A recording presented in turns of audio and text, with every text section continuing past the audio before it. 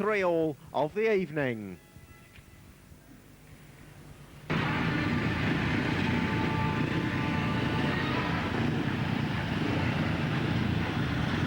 Heat number 6 with Andy Galvin in red and Michael Warren in blue, Richard Green in white and Colin Cook in yellow and black.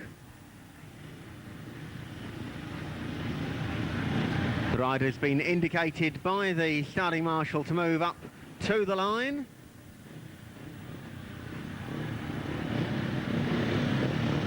Which they do. Galvin, Warren, Green and Cook, 17-13 the points as we go into heat number 6. Andy Galvin goes into the lead, closely followed by the Exeter pairing, who nearly bring each other off there. Richard Green very nearly took Colin Cook off. And Colin Cook going very nicely in second position. Michael Warren at the back at this stage. Andy Galvin the leader, being chased hard by Colin Cook.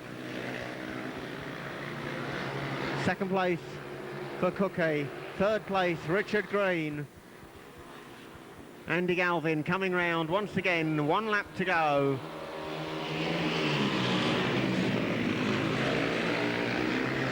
Colin Cook in second place, Richard Green in third, under pressure from Michael Warren. They come round for the checkered flag and it's 3 points to Andy Galvin, 2 points to Colin Cook, 1 to Richard Green, and a fine ride there by the Exeter number 6 Colin Cook for second place.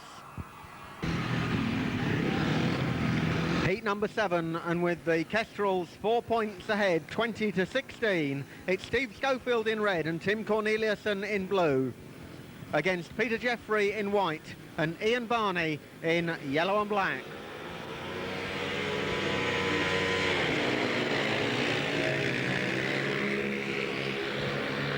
As they go onto the back straight, Steve Schofield and Peter Jeffrey side by side. Schofield on the inside, Jeffrey's front wheel looked to be slightly ahead as they went into the bend. Schofield and Jeffrey goes out wide. Schofield makes a mistake on the inside, allowing Jeffrey to come back again. And Jeffrey comes off on the pit turn, up against the safety fence. Looks as if he's trapped underneath his bike. The red lights haven't gone on yet, and I'm very surprised that they haven't. The red lights go on finally, but the riders had in actual fact already passed the fallen rider when the red lights went on. The riders back on the line for the restart to heat number 7. The referee explaining that apparently a switch failure stopped the red lights coming on earlier than they did. Steve Schofield in red, Tim Corneliuson in blue and Ian Barney in yellow and black.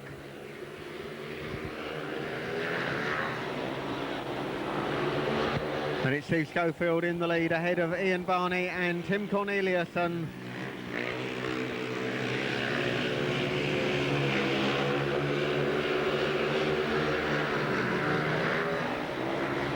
Steve Schofield in the lead, being chased by the signing from Peterborough, Ian Barney.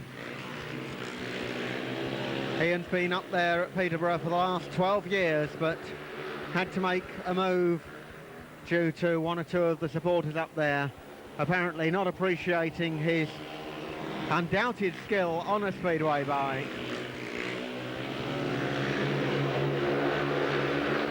Steve Schofield, the leader, coming into the final turn. And another 3 points to Steve, 2 points to Ian Barney, 1 to Tim Corneliuson, a 4-2 that time, making it a 6-point advantage for the Kestrels. 2 tactical substitutes for the Exeter Falcons, with Steve Redgeling coming in place of Steve Bishop in white and Colin Cook replacing Mark Simmons in yellow and black. For the Kestrels, Michael Warren in red and Dave Hamnett in blue.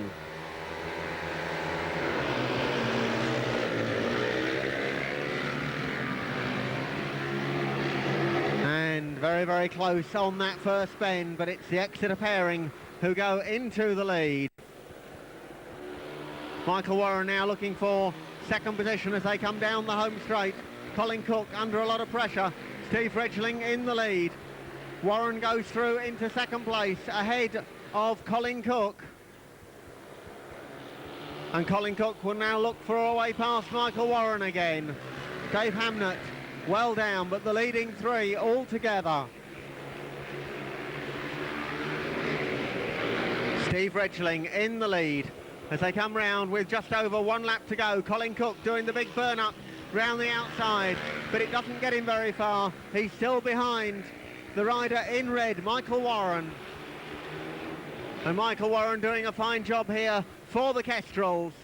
Steve Redgeling coming round, 3 points for Steve, 2 points to Michael Warren, 1 point for Colin Cook, and a super battle there between Michael Warren and Colin Cook for that second position.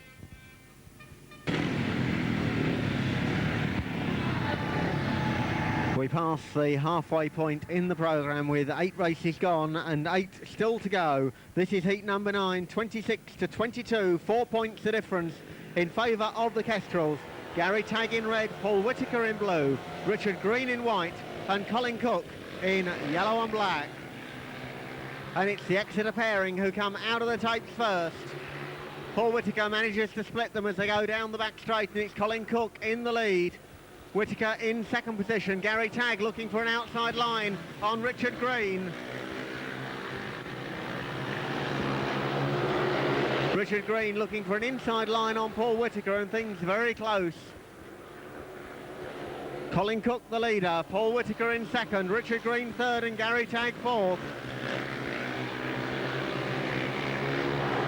And Paul Whittaker now right on the exhaust pipe of Colin Cook as they go into the pit turn. They've got just over 1 lap to go. Colin Cook in the lead, Paul Whittaker in second. And Whittaker looking for a way around the outside, and a superb piece of speedway racing there. Colin Cook holding his line very fairly, and Paul Whittaker comes round to take the checkered flag. Second place is Colin Cook, third place Richard Green, and a super ride there by both Paul Whittaker and Colin Cook. And the two riders shake hands, and that's always nice to see.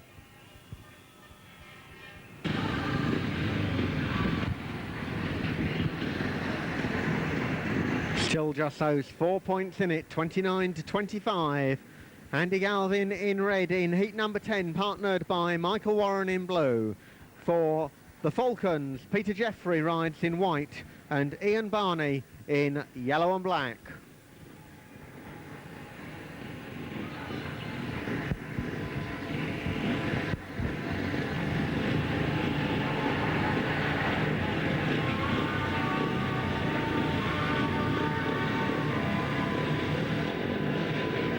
Riders all stationary on the line.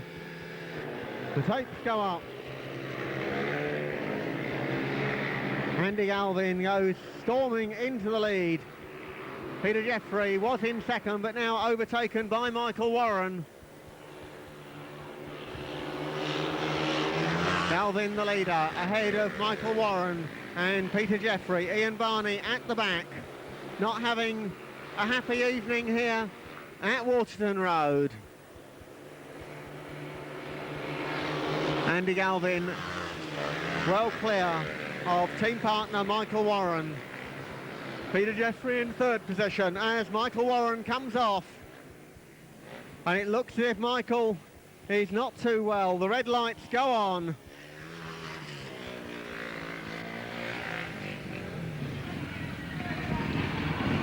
Three riders for the restart to heat number 10.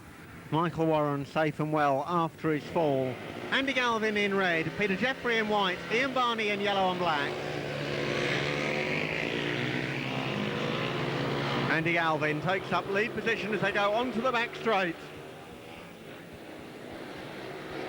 Peter Jeffrey in second, Ian Barney in third.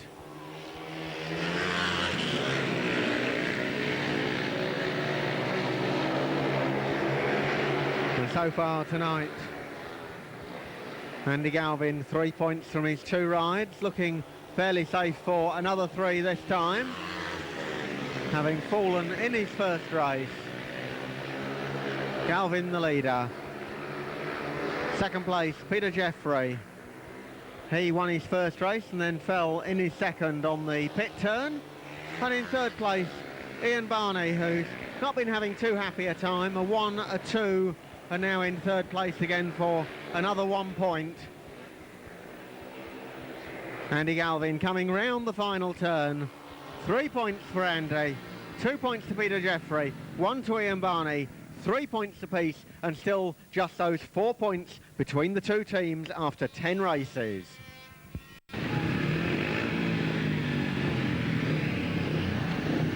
Steve Bishop having been excluded under the 2-minute rule. Colin Cook coming in yellow and black on the inside line for the Falcons. In red on grid 2 is Steve Schofield. Grid 3, Steve Regling in white.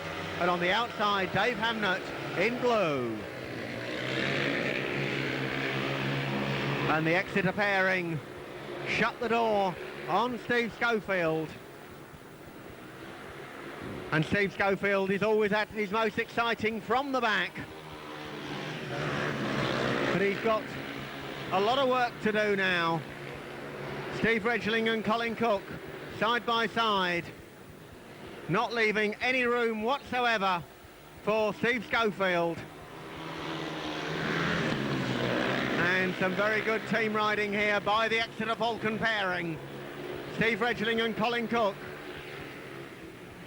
Steve Schofield looking for a way through. He's got just over a lap and a quarter to find it. But the track is full of Exeter machinery as Regling and Cook go side by side into the pit turn for the final time. Steve Schofield looks as if he may have found a way through the middle of them. No, he doesn't. Colin Cook takes it. Regling is second. And Steve Schofield comes home in third place, and some super team riding there by the Exeter Falcons pairing.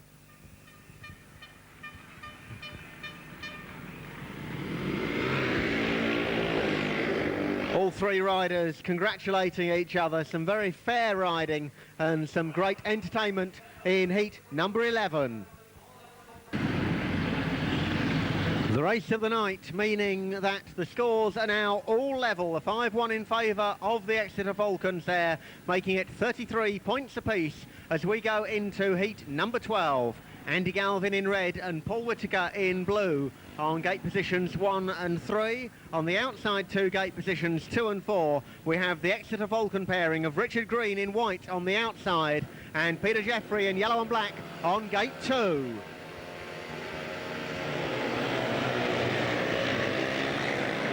A certain amount of movement at the tapes, but the referee satisfied that nobody got any advantage there at all.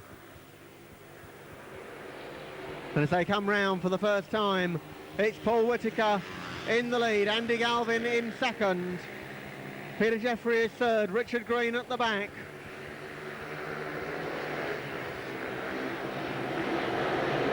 And a very strong Kestrel pairing of Galvin and Whittaker, now side by side as they go round the scoreboard turn.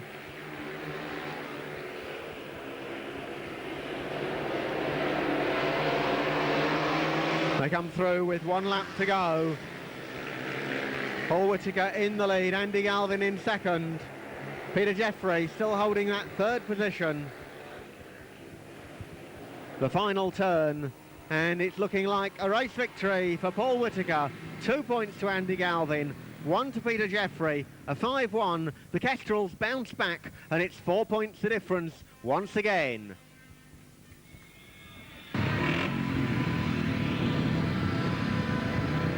The Hackney pairing of Steve Schofield in red and Gary Tagg in blue against Steve Regling in white and Ian Barney in yellow and black. 38 points to the HL1 Kestrels, 34 to the Falcons.